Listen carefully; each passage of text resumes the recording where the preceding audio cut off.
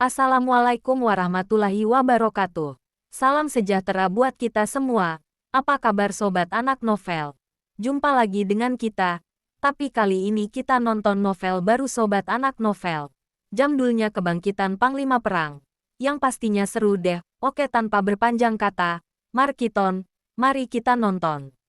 Bab 1, Kembalinya Dewa Perang. Negara Neslandia, Bandara Arnhemia. Sebuah pesawat pribadi mendarat. Karena itu, semua penerbangan internasional tertunda selama 8 jam. Di jalur pribadi, 5 orang dengan setelan jas, berdiri tegap seperti tonggak, mengernyitkan kening, sembari melirik jam di pergelangan tangan. Karena tokoh penting akan datang. Para petinggi Arnhemia walau sudah mendapatkan berita ini, tapi tidak seorang pun yang berani mendekat ke jalur tersebut. Bahkan orang terkaya ingin mendekat pun diusir keluar. Akhirnya, mulai ada tanda di pintu keluar. Dewa Perang. Kemunculannya membuat semua orang histeris. Semua orang terlihat antusias dan kagum. Legenda yang tak terkalahkan. Dewa Perang pelindung negara Neslandia.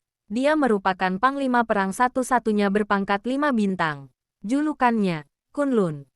Kunlun merupakan mitologi Tiongkok yang dikenal sebagai gunung suci tempat tinggal para dewa dan dewi. Pernah mengalahkan 18 jenderal perang dengan tangannya. Dalam satu pertempuran, dia, penakluk bumi, pengendali langit, tak bertekuk pada siapapun. Darinya terlahir julukan, 5 Raja Perang, penunggang 18 dewa, tentara darah besi, dan sebagainya. Saat menginjakkan kaki di tanah sendiri, Nathan sangat emosional. Dulu, ia hanyalah anak yatim yang dibuang di jalanan. Kemudian diadopsi keluarga Clark. Saat di keluarga Clark dirinya tak pernah dianggap. Bahkan orang tua angkatnya menganggap dia orang luar. Selalu dipukul dan dimarahi. Orang lain pun tak segan untuk melecehkannya. Namun, dia tidak peduli. Sedari kecil dia bangga dengan nama keluarga ini. Dan berjuang deminya. Berharap suatu saat dapat menjadi kebanggaan di keluarga ini. Pada akhirnya, Nathan menjadi kuda hitam, Antra Group, di kalangan bisnis Arnhemia aset triliunan, peringkat teratas di Arnhemia. Dia mendorong bisnis keluarga yang terpuruk menjadi terdepan, bahkan mengembangkan bisnisnya sampai puncak teratas di Arnhemia. Tapi, keluarga Clark tidak puas. Mereka iri dengan Nathan, dan menganggapnya duri dalam keluarga. Bahkan ingin menguasai Antra Group miliknya. Clark sampai saat ini tetap menganggapnya orang luar. Tidak peduli berapa banyak uang, seberapa hebat dirinya, Nathan tidak menjadi seorang Clark. Clark tidak akan berhenti bila semua harta Nathan belum dikuasainya. Pada malam pertama di pernikahan Nathan, mereka berhasil menjebaknya. Nathan dibuat mabuk, dan dilemparkan ke ranjang kakak iparnya, seolah berbuat tak senonoh dengan kakak ipar sendiri. Dipergoki ayah, ibu dan kakaknya di ranjang. Malam itu Nathan dihabisi dan disiksa hingga lumpuh. Kemudian dibuang ke jalan seperti anjing. Tubuhnya hancur, namun nama baiknya lebih hancur. Dalam satu malam, dari seorang pebisnis tenar menjadi gelandangan. Keesokan harinya, dia dinyatakan bersalah dan dijatuhi hukuman 6 tahun penjara. Dia tidak akan pernah melupakan wajah keji semua orang di keluarga Clark. Tidak akan lupa dengan cemooh dan ejekan teman, sahabat serta mitra kerja. Apalagi wajah kecewa istrinya, Kirana Andersen di malam itu. Dia menganggap mereka adalah keluarga, dan bekerja sepenuh hati. Tapi diperlakukan seperti itu. Setiap kali mengingat peristiwa itu, hatinya bergetir. Benci, siapa sangka. Saat di penjara Nathan diselundupkan keluar dan bergabung dengan militer. Beberapa tahun kemudian, Nathan berada di puncak karir militer. Mendapat julukan, Kunlun, menjadi satu-satunya jenderal besar bintang 5.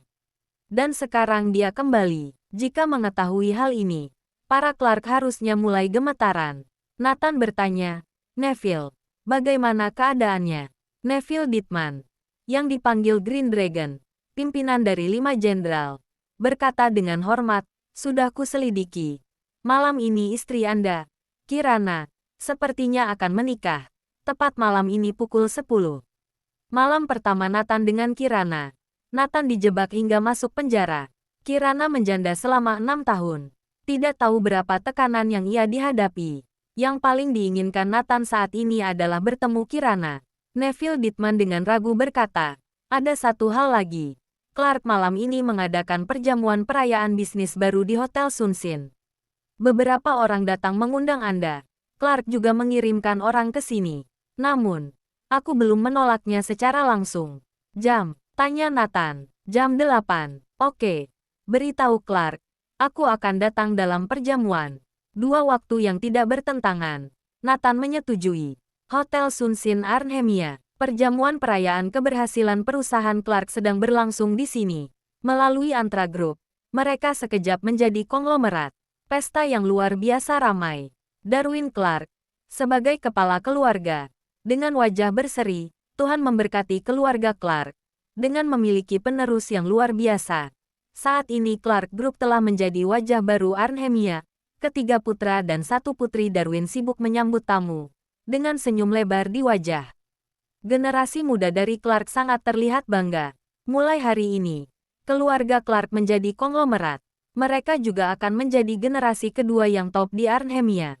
Sebagian besar tamu yang datang ke perjamuan itu berasal dari kalangan atas. Semua orang sedang membicarakan peristiwa besar yang terjadi hari ini. Tuan Clark, tahukah apa yang terjadi hari ini? Perjamuan perayaan ini sama sekali tidak ada apa-apanya. Ya, aku mendengar seorang tokoh penting telah datang ke Arnhemia. Orang terkaya Arnhemia ingin bertemu, tapi diusir kembali. Tidak cukup memenuhi syarat. Itu belum seberapa. Irfan Wilson bahkan lebih awal 5 jam untuk menunggu di bandara. Darwin mengangguk. Tentu saja aku tahu. Aku juga mengirim orang untuk mengundang tokoh penting ini untuk ke acara perjamuan ini. Tidak mungkin. Bagaimana mungkin orang itu akan datang? Semua orang tidak percaya. Darwin sebenarnya tidak yakin. Hanya mencoba saja. Pada saat itu, anak kedua Darwin, Sonny Clark, bergegas datang. Ayah, beliau berjanji mau datang ke perjamuan ini. Dia sedang dalam perjalanan kemari. Apa? Surga berpihak padaku. Seluruh keluarga Clark semakin bersemangat. Ini adalah kesempatan untuk mengangkat derajat mereka. Semua keluarga Clark berkumpul. Dan semua tertawa gembira. Kakak ipar Nathan, David dan istrinya, Amy tertawa. Kebangkitan keluarga kita dimulai dari Nathan masuk penjara. Oh ya, soal Nathan. Tahukah kalian? Hari ini adalah hari anak itu dibebaskan dari penjara. Tiba-tiba seorang berkata, benarkah? Sial, hari besar begini bersamaan dengan orang itu dibebaskan. Berdoalah. Semoga dia tidak datang. Dia adalah aib terbesar keluarga Clark. Amy menyeringai. Ngomong-ngomong, keluarga kita memiliki status seperti ini. Semua berkat Nathan. David, ini memang yang harus dia lakukan. Cuma anak yatim. Sudah dibesarkan. Harusnya berkontribusi. Apalah arti Antra Group yang triliunan? Terus terang. Dia hanyalah anjing peliharaan kita. Seseorang tertawa. Aku sudah lama tertarik dengan istri Nathan. Dia masih janda.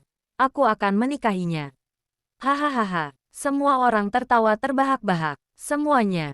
Perhatian. Ada yang ingin aku umumkan. Darwin Clark mengumumkan bahwa akan ada tokoh penting yang akan datang. Tepuk tangan bergemuruh. Prok, prok, prok. Tapi setelah suara tepuk tangan berhenti, masih ada yang bertepuk tangan. Suara nyaring dan keras. Semakin mendekat. Seseorang bertepuk tangan melewati karpet merah. Badannya tinggi dan tegap. Gagah dan jantan. Hanya dengan berjalan saja. Memberikan aura luar biasa. Nafas setiap orang tertahan. Itu Nathan. David dan Amy berteriak. Dalam sekejap, lebih dari 100 pasang mata tertuju padanya. Aku lupa bajingan ini keluar penjara hari ini. Orang tua angkat Nathan berucap serempak. Nathan tidak peduli dengan tatapan orang. Dia berjalan ke arah Darwin. Aku mendengar perusahaan sudah go publik. Darwin Clark, apa kamu bahagia? Senyum Nathan penuh makna. Darwin marah. Dan berteriak, bajingan ini berani datang ke sini. Bagaimana kamu memanggilku? Dasar anjing kurang ajar. Siapa yang membiarkan dia masuk? Apa tidak tahu dia baru saja keluar dari penjara? Sial. David berdiri dan berkata, Nathan, kamu masih ada muka ke sini. Nathan menatapnya. Kenapa aku tidak boleh datang? Kamu anak yang tidak diinginkan oleh ayahmu sendiri. Kami yang membesarkanmu. Tapi kamu malah ambisius. Tidak tahu balas budi masih mau mengambil kekayaan kami. Masih berpikiran jahat terhadap kakak ipar sendiri. Bahkan kamu mencoba bunuh ayah dan ibumu. Di mana hati nuranimu? Apakah di hatimu tidak ada moral sedikit pun? Reputasi kamu sudah hancur. Seluruh orang tahu. Kamu masih berani kembali. Apa kamu tidak punya malu? Bab 2. Pengacau keluarga. Apa maksudmu kembali sekarang? Siapa yang tidak tahu? Kamu ingin bergantung pada kami. Dan menginginkan uang kami. Kamu bajingan yang telah diusir. Kamu tidak ada hubungan dengan keluarga ini lagi. Cepat keluar dari sini. Ayah dan ibu angkat berdiri dan memaki Nathan. Keluarga Clark mengeluarkan umpatannya. Semua tercengang. Mengerikan. 6 tahun sudah berlalu. Disangka mereka akan merasa bersalah. Tak diduga mereka semakin keji. Mengambil alih seluruh miliknya. Membuat dirinya cacat. Menghancurkan reputasinya. Pada akhirnya memutarbalikkan fakta. Seakan semua salahnya. Keluarga Clark tidak berkeprimanusiaan sama sekali. David berjalan ke depan Nathan. Menatap dan merendahkannya. Bukankah kamu kembali untuk uang? Brak, David melemparkan kartu ATM ke lantai. Mengangkat kaki dan menggoyangkan sepatunya. Sepatuku kotor. Jilat sampai bersih. Uang 1 miliar di kartu ini milikmu. Hahaha. Semua orang terbahak-bahak. Mereka menatap Nathan seperti melihat seekor anjing. 1 miliar. Cukup baginya untuk hidup. Kurasa dia akan menjilatnya. Amy mengejek Nathan. Melihat Nathan menatapnya. David berseru, berlutut. Jilat sepatuku. Nathan tidak berbicara. Hanya menatapnya dengan dingin. Berlutut. David bergegas ke arah Nathan. Menekan pundaknya agar berlutut. Nathan tidak bergerak sedikit pun. Aku bilang berlutut. David sekuat tenaga menekan Nathan. Persetan. Nathan tiba-tiba menamparkan muka David. David terpelanting ke belakang. Semua terdiam. Seisi ruangan sunyi tak bersuara. Terkesima. Semua orang di keluarga Clark tercengang. Apa yang Nathan lakukan? Dia dengan satu tamparan memukul mundur David. Brak. Tepat ketika David hendak berjuang untuk bangun. Nathan menginjaknya, meremukkannya, dan melangkahinya. Melihat Nathan mendekat, Darwin tanpa sadar mundur beberapa langkah. Nathan naik ke panggung, kemudian menyesuaikan tinggi mikrofon. Semua orang memandang Nathan, bertanya-tanya apa yang akan dia lakukan. Ku beritahu kalian semua, apakah kalian masih ingat apa yang terjadi 6 tahun yang lalu? Mengingat bahwa keluarga Clark telah mengasuh aku. Akan kuberi waktu 1 bulan. Semua orang berlutut di depan aku selama 3 hari 3 malam untuk meratapi kesalahan kalian. Ingat, tidak terkecuali setiap orang dari anggota keluarga Clark. Bila dalam sebulan aku tidak melihat kalian, mudah saja. Aku jamin setiap orang yang hadir di sini akan menghilang, kata Nathan. Hahaha, begitu kata-kata itu keluar. Semua orang tertawa terpingkal-pingkal. Apa anak ini dipukul sampai bodoh saat di penjara? Keluar penjara langsung membual. Keluarga Clark sekarang adalah orang tertinggi di Arnhemia. Seorang mantan napi mau menghancurkannya. Kamu mengigau. Apa otak bajingan ini sudah tidak normal? Ingat, kesabaran aku terbatas dan aku hanya memberi waktu 1 bulan. Tentu saja kalian dapat mengumpulkan kekuatan dan koneksi kalian untuk melawan aku. Nathan mengabaikan ejekan semua orang dan meninggalkan tempat tersebut. Berhenti kau bajingan. Apakah aku membiarkanmu pergi? Ayah angkat. Alfred Clark ingin menghentikan Nathan. Darwin berseru. Alfred, biarkan dia pergi. Hari berbahagia ini. Jangan ada pertumpahan darah. Darwin takut tokoh penting itu akan melihatnya. Dan pengaruhnya akan buruk. Ya, ada banyak kesempatan untuk melenyapkannya. Tokoh penting akan segera datang. Anggap hari ini dia beruntung. Dengan tatapan semua orang, Nathan meninggalkan tempat itu. Setelah Nathan pergi, Darwin bertanya dengan cemas. Sonny, di mana tokoh penting itu? Apakah belum datang?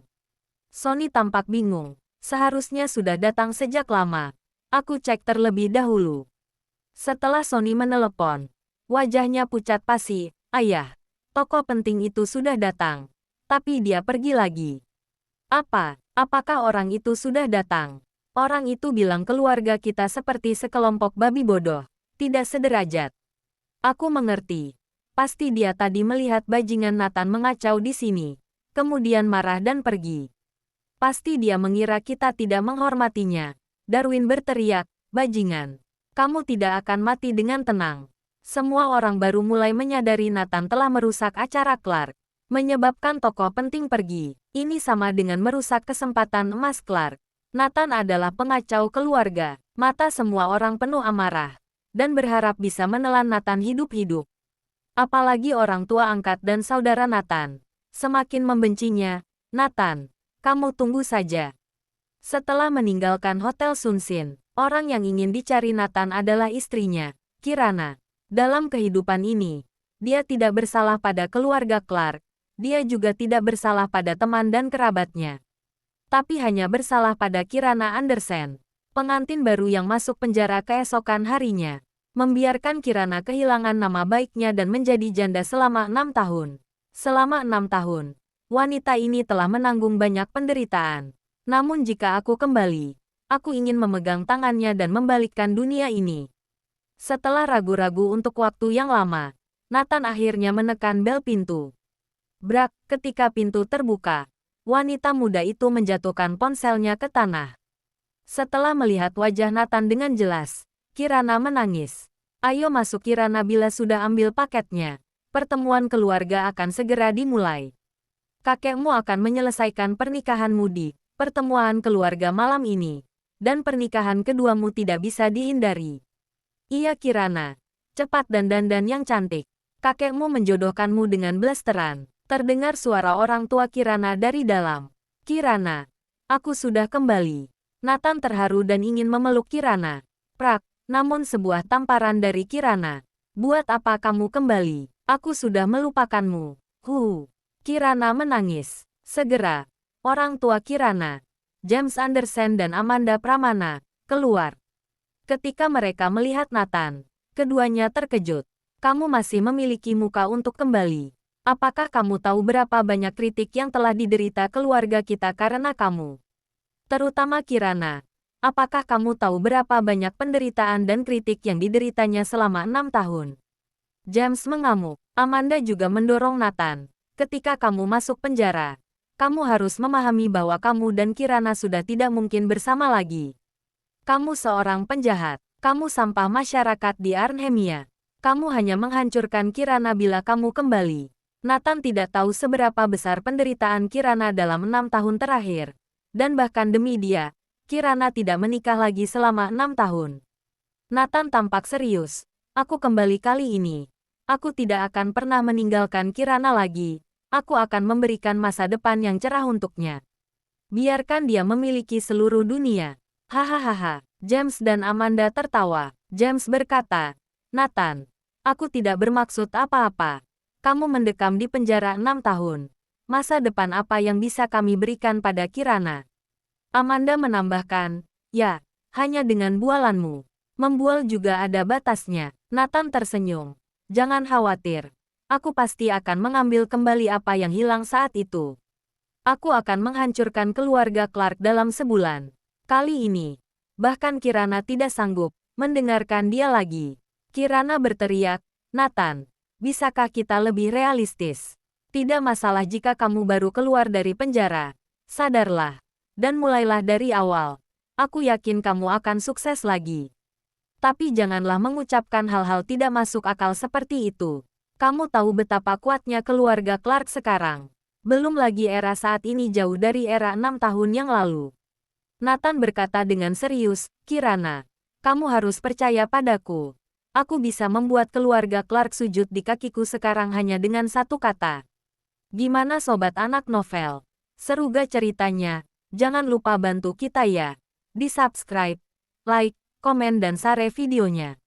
Bab 3 orang 10 triliun duduk di meja itu. Tidak masuk akal. Melihat Nathan masih membual, Kirana dan kedua orang tuanya semakin geram. Apakah mendekam di penjara merusak otaknya? Kirana menyodorkan ponsel ke Nathan. Oke, bukankah kamu bisa membuat keluarga Clark sujud dengan satu kalimat? Ayo, buktikan. Aku ingin melihat bagaimana kamu membuat keluarga Clark sujud dengan satu kata. Aku, Nathan tertegun. Memang benar dengan kata-katanya bisa menghancurkan keluarga Clark. Tapi dia memberi keluarga Clark waktu sebulan. Menghancurkan Clark sekarang. Terlalu membosankan. Iya kan? Kamu tidak bisa melakukannya. Jika kamu tidak bisa melakukannya, jangan banyak bicara. Kirana marah dan membanting ponsel ke lantai. James dan istrinya mendorong Nathan. Pergilah. Kamu tidak diterima di keluarga kami. Kami harus pergi ke pertemuan keluarga. Tidak. Ayah. Ibu. Biarkan dia masuk. Apa maksudmu Kirana? Aku tidak ingin menikah lagi. Suamiku telah kembali. James tidak bisa membantah Kirana. Akhirnya membiarkan Nathan masuk. Kirana membawa Nathan ke kamarnya. Karena kamu sudah kembali. Kamu masih suamiku. Aku tidak peduli dengan gosip itu. Terlebih lagi, aku yakin kamu tidak bersalah. Dan orang pintar dapat melihat bahwa keluarga Clark menjebakmu. Nathan merasakan kehangatan di hati. Dia percaya, itu sudah cukup. Tapi kamu harus berjanji padaku. Mari mulai dari awal. Aku percaya kemampuanmu mampu membuat suatu perubahan yang besar. Aku berikan waktu 5 tahun. Nathan berkata, tidak perlu. Kamu cukup berikan 1 bulan. Aku akan membiarkan keluarga Clark. Diam. Aku tidak ingin mendengarmu mengatakan hal-hal yang tidak realistis ini. Apakah kita sama sekali tidak bisa realistis? Bahkan jika kamu tidak memiliki apa-apa sekarang, selama kamu melakukannya selangkah demi selangkah, aku percaya kamu akan dapat sukses kembali. Kirana berseru. Nathan diam patuh. Kirana mengeluarkan jas dari lemari. Aku membelinya untuk kamu 6 tahun yang lalu. Pakailah, dan pergi ke pertemuan keluarga bersamaku. Kenapa kamu bawa dia? Kirana. James dan Amanda tidak senang melihat Nathan. Kirana memeluk lengan Nathan. Ayah, ibu, Nathan sekarang adalah suamiku. Aku akan menjelaskannya kepada kakek malam ini. James dan istrinya memelototi Nathan dengan emosi. Dan menghela nafas tanpa daya, terkutuk. Golden Bell Restaurant. Perjamuan keluarga Andersen diadakan di sini. Walau keluarga Andersen tidak sekaya keluarga Clark, tapi mereka juga termasuk kaum menengah di Arnhemia. Mereka memesan seisi restoran. Ketika keluarga James Andersen masuk ke aula, semua mata menatap heran. Dulu saat Nathan dan Kirana menikah, James Andersen mendapat kedudukan tertinggi dalam keluarga Andersen. Tapi setelah reputasi Nathan hancur, keluarga James mengalami perubahan yang mengejutkan. Sekarang dia adalah yang terburuk dan urutan terendah di antara keluarga Andersen. Setiap kali bertemu kerabat, selalu dicemooh. Lah, orang yang di samping Kirana apakah itu Nathan? Ya, benar. Dia sudah dibebaskan dari penjara. Seketika, semua mata tertuju ke Nathan. Philip, kepala keluarga Andersen, mendengus dan mengabaikannya. Kakek Philip saat ini paling suka dengan keluarga putra pertamanya, Joseph Andersen. Dikarenakan menantu Joseph, Adrian Wilson, adalah blasteran, keluarga terpandang, dan tinggal di luar negeri. Kali ini Philip Andersen mengatur pernikahan Kirana, merupakan adik Adrian, Jayden Wilson. Jayden sudah lama mengagumi kecantikan Kirana. Tidak ada yang peduli. James sekeluarga hanya dapat cari tempat duduk sendiri. Baru saja mau duduk. Ada yang celetuk, tidak bisa. James kalian tidak bisa duduk di sini. Suara dari John mengingatkan. Apa? Tempat duduk pertemuan ini sudah diatur. James bingung. Gimana? Perjamuan keluarga total dibagi 4 meja. Berdasarkan kontribusi keluarga. Misal, meja pertama kontribusi sebesar 5 miliar. Meja kedua 1 miliar. Meja ketiga 100 juta. Meja keempat untuk yang kurang dari 100 juta atau tidak berkontribusi apapun. John tersenyum. Keuntungan keluargaku tahun ini lumayan. Kontribusi keluarga setidaknya cukup 5 miliar. Jadi kami duduk meja ini. Maaf ya. Tentu saja. Jika keluarga kamu ada aset triliunan, tidak kontribusi ke keluarga besar, juga bisa duduk di meja pertama. Istri John menimpali. Sayangnya, kita tahu apa yang persis terjadi. Hari ini bertambah 1 mantan napi. Jadi cuma bisa duduk di meja terakhir. Anak John, Sadie, membawa gelas berjalan kemari. Ayah, ibu, setahu aku, Paman James tahun lalu tidak kontribusi apapun. Malah perusahaannya bangkrut. Masih pinjam uang kakek 2 miliar. Ini jelas-jelas sudah minus kontribusi. Masih duduk di meja keempat. Terhadap kerabat lain yang di meja 4 jadi tidak adil. Kalau aku bilang, tambah meja kelima aja, minus kontribusi, yah, setuju. Keluarga Andersen lainnya satu persatu menyatakan setuju. Baik, sesuai dengan yang Sadi uraikan. Dengan begitu bisa memotivasi kalian. Kakek Philip Andersen juga setuju. Cepat duduk di sana. Jangan berdiri saja. Buat malu. Philip Andersen melototi James. James sekeluarga tidak berani bersuara. Dan beranjak duduk di sana. Tiba-tiba Nathan menarik Kirana. Bertanya, tolong tanyakan meja 10 triliun yang mana. Nathan adalah satu-satunya panglima perang bintang 5. Uang baginya. Hanyalah angka. Seberapa banyak? Dia tidak jelas. Tapi untuk 10 triliun mudah baginya. Dengar perkataan Nathan. Semua terpana. Hahaha. Semua tertawa terbahak-bahak. Semua tertawa sampai sakit perut. 10 triliun kamu bercanda. Bahkan orang kaya seperti Clark belum tentu punya. Anak ini otaknya sudah konslet. Memalukan diri sendiri di sini. James ternyata punya menantu seharga 10 triliun. Hahaha. Terasa semua mata mengejek dan tertawa. James merasa ingin mencari lubang untuk bersembunyi saja. Memalukan. Sungguh memalukan. Kirana pun marah. Dan mendelik ke arah Nathan. Jika cuma bicara di rumah ya sudah. Bicara begitu di sini buat apa? Nathan, kamu sengaja buat aku malu. Selama ini apa tidak cukup memalukan aku? Kirana meneteskan air mata. Tubuhnya bergetar. Nathan tak berdaya. Tapi aku benar-benar punya 10 triliun. Semua orang tidak berminat untuk melihat kebodohan Nathan lagi. Karena tokoh utama hari ini sudah datang. Putri dan menantu Joseph datang. Semua orang, termasuk kakek Philip menyambut di depan pintu. Adrian meminta maaf. Maaf, sudah membuat kalian lama menunggu. Pesawatnya terlambat sampai 10 jam lebih. Ada apa? Tanya kakek Philip khawatir. Adrian tersenyum. Kakek tidak tahu. Arnhemia kedatangan seorang tokoh penting. Bandara diblokir selama 8 jam. Semua orang, apa? Benar ada kejadian ini? Philip Andersen bertanya. Adrian, tokoh penting apa ini? Bahkan bandara harus diblokir selama 8 jam. Tidak hanya itu. Katanya ada 100 pesawat yang mengawal pesawat pribadi orang itu. Dan bandara dijaga puluhan ribu orang. Ish, apa? Semua orang tertegun. Adrian dengan bangga. Orang itu adalah panglima perang negara Neslandia. Haha, kalian pasti tidak percaya. Aku pernah bertemu sosok ini saat ada perkumpulan di luar negeri. Dan saling menukar kartu nama. Tidak bisa dibayangkan dia datang ke Arnhemia.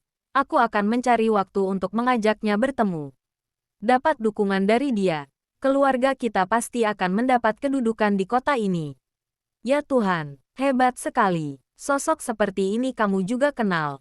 Kakak iparku luar biasa. Menantu keluarga Andersen hebat-hebat. Tentu saja ada pengecualian. Semua orang ikut mengagumi Adrian. Kakek Philip semakin memuji Adrian. Melihat menantu orang lain seperti itu, James menjadi iri. Kirana juga iri. Tapi dia percaya. Berikan Nathan waktu 5 tahun. Pasti akan membuat kakek bangga juga. Nathan ingin tertawa saat mendengarnya. Anak ini hebat juga. Tak diduga tahu bahwa aku datang. Tapi cerita karangan dia juga hebat. Nathan bertanya. Kamu bilang, kamu kenal dengan panglima perang ini. Adrian songong menjawab, ya, kami minum bersama. Kenapa? Nathan tertawa. Terus kenapa aku tidak mengenalmu? Oke sobat anak novel. Segitu dulu nontonnya. Kalau suka jangan lupa di like, tunggu kelanjutannya. Sampai jumpa.